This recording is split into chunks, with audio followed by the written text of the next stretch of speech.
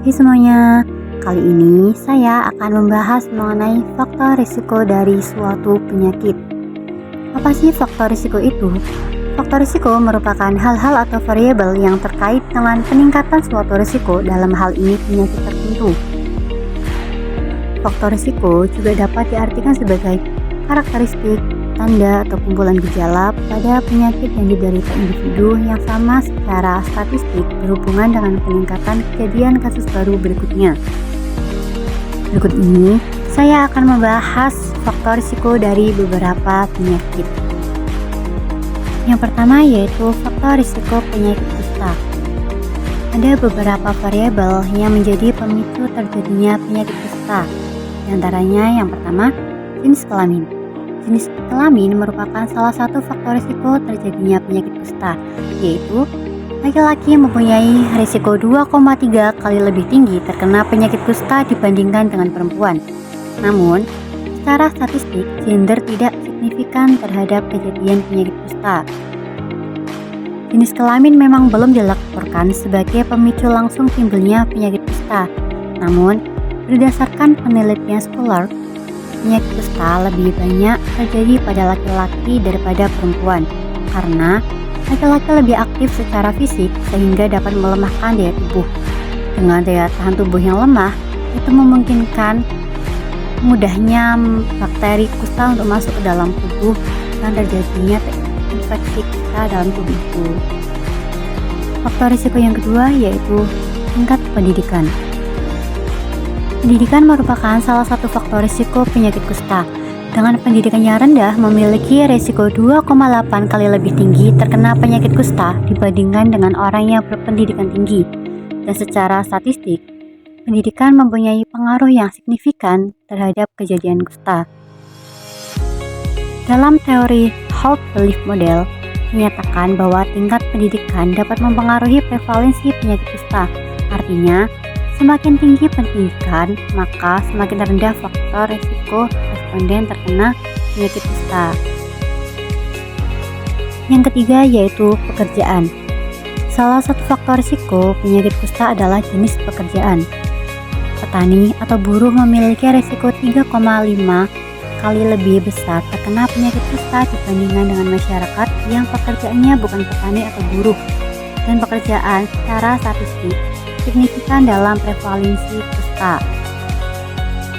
Kusta diperkirakan lebih umum terjadi pada orang yang aktif secara fisik, yang menggunakan banyak energi dan mengalami kelelahan fisik.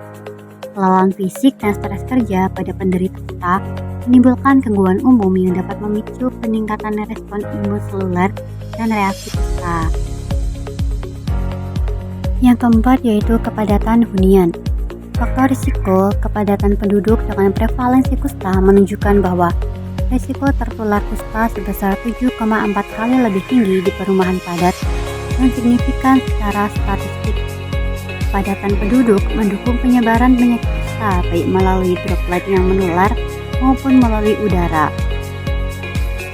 Dengan kepadatan penduduk, hal itu dapat mempengaruhi kualitas udara, sehingga jika salah satu anggota keluarga tertular kusta, maka anggota lainnya mudah terserang penyakit tersebut. Yang terakhir ada riwayat kontak. Kontak dalam rumah tangga merupakan salah satu faktor risiko tertular kusta, yaitu kontak jangka panjang dengan penderita kusta mempunyai risiko 2 kali lipat tertular kusta dibandingkan dengan orang yang kontak jangka pendek dengan penderita kusta. Namun, kontak dalam rumah tangga bukan merupakan faktor yang signifikan secara statistik dalam tertular kusta. Selanjutnya yaitu faktor risiko penyakit DBD atau demam berdarah tinggi. Ada beberapa variabel yang menjadi pemicu terjadinya penyakit DBD. Seperti diantaranya yang pertama yaitu usia. Umur yang paling banyak terjangkit penyakit DBD yaitu terdapat pada kelompok umur 15-44 tahun yang tergolong kelompok usia produktif, di mana pada jangka usia tersebut jumlah aktivitas di luar ruangan masih sangat tinggi yang akan memberikan resiko lebih besar terpaparnya orang tersebut terhadap DBD. Hal ini Sesuai dengan penelitian sebelumnya bahwa terdapat hubungan antara kasus DBD dengan usia responden di atas 15 tahun, bahwa mereka yang berumur di atas 15 tahun mempunyai risiko terkena DBD di luar rumah dan membawa patogen ke tempat tinggal pasien atau ke lingkungan sekitar. Yang kedua, ada pengetahuan. Minimnya pengetahuan mengenai DBD menyebabkan masih adanya tempat perkembangbiakan nyamuk, sehingga upaya masyarakat setempat dalam melakukan PSN atau pemberantasan sarang nyamuk masih sangat terbatas, dan tenaga kesehatan setempat memerlukan bantuan dan pelatihan untuk memberikan panduan tambahan mengenai PSN. Hal ini mempengaruhi tingkat pengetahuan masyarakat tentang kesehatan yang baik, sehingga terdapat kecenderungan untuk menghindari atau meminimalkan segala sesuatu yang dapat menimbulkan penyakit dan berperilaku yang mendukung peningkatan tingkat kesehatan diri. Yang ketiga, ada menguras tempat penampungan air atau TPA. Terdapat korelasi yang signifikan dengan aktivitas pengurasan tempat penampungan air pada kasus DBD. Pada penelitian ini, ditemukan bahwa mayoritas responden melakukan pengurasan tempat penampungan air kurang dari sekali dalam seminggu. Hal ini menciptakan tempat berkembangbiaknya nyamuk. Yang terakhir, ada pemasangan kawat kasa. Ternyata sebagian besar partisipan penelitian ini tidak memasang kawat kasa di rumahnya, di mana kawat kasa dirancang untuk mencegah nyamuk masuk ke dalam rumah, sehingga terdapat hubungan yang signifikan antara kasus demam berdarah dengan penggunaan kawat kasa. Alasan responden tersebut tidak menggunakan kawat kasa untuk ventilasi rumah karena kurangnya pengetahuan responden terhadap kegunaan atau kelebihan kawat kasa. Dan ditemukan juga adanya yang tidak memasang kembali kawat kasa pada saat kawat kasa tersebut rusak. Yang selanjutnya yaitu faktor risiko dari penyakit hipertensi. Ada beberapa hal atau variabel yang menjadi pemicu terjadinya hipertensi. Yang pertama, ada usia. Faktor usia sangat mempengaruhi kejadian hipertensi karena risiko hipertensi meningkat seiring bertambahnya usia. Semakin bertambahnya usia seseorang, maka tekanan darahnya pun semakin meningkat. Penyebabnya bisa karena beberapa faktor, misalnya perubahan alami pada jantung dan pembuluh darah seseorang. Perubahan tersebut terjadi secara alami seiring dengan proses penuaan. Usia berhubungan dengan prevalensi hipertensi, dengan responden lebih banyak berusia lebih dari 40 tahun. Usia yang lebih dari 40 tahun meningkatkan terjadinya hipertensi akibat perubahan alami pada tubuh yang mempengaruhi elastisitas pembuluh darah menurun dan daya tahan tubuh melemah seiring bertambahnya usia akibat proses penuaan yang menyebabkan seseorang kerentanan terhadap penyakit. Yang kedua, ada pendidikan. Pada penelitian ini, pendidikan berhubungan dengan kejadian hipertensi karena sebagian besar responden berpendidikan rendah. Pendidikannya rendah dapat mengakibatkan penyakit hipertensi karena kurangnya informasi atau pengetahuan yang menimbulkan perilaku dan pola hidup yang tidak sehat, seperti tidak tahunya tentang bahaya serta pencegahan dalam terjadinya hipertensi. Ada teori yang menyatakan juga bahwa tingkat pendidikan seseorang mempengaruhi pengetahuan seseorang. Semakin banyak informasi yang dapat mempengaruhi atau menambah pengetahuan seseorang, maka ia akan berperilaku sesuai dengan pengetahuannya. Yang ketiga, ada pekerjaan. Pekerjaan dikaitkan dengan kejadian hipertensi karena semakin banyak responden yang tidak bekerja. Seseorang yang tidak bekerja dapat terserang hipertensi karena kurangnya aktivitas fisik atau kurang olahraga. Yang keempat, ada riwayat keluarga. Riwayat keluarga berhubungan dengan kejadian hipertensi karena semakin banyak responden yang memiliki riwayat keluarga. Hipertensi biasanya merupakan penyakit keturunan, di mana jika kedua orang tua menderita hipertensi, kemungkinan terkena penyakit tersebut adalah 60%. Hal ini disebabkan karena pewarisan sifat melalui gen. Yang terakhir ada status gizi. Status gizi berhubungan dengan kejadian hipertensi. Status gizi responden lebih cenderung mengalami kelebihan berat badan dan obesitas karena kebiasaan makan yang tidak sehat dan kurangnya aktivitas fisik.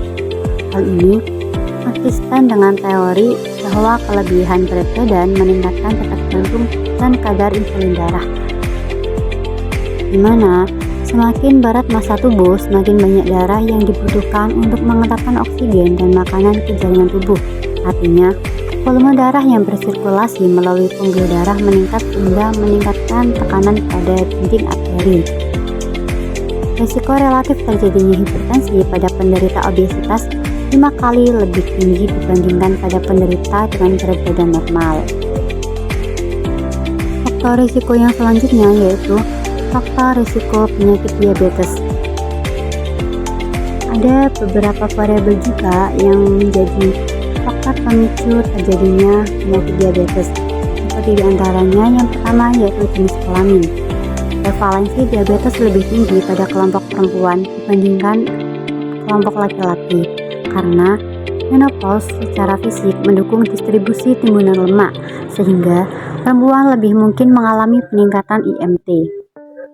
Wanita memiliki kadar lipoprotein intensitas rendah atau trigliserida yang lebih tinggi dibandingkan pria, dan terdapat perbedaan dalam aktivitas sehari-hari dan gaya hidup yang merupakan salah satu faktor risiko diabetes.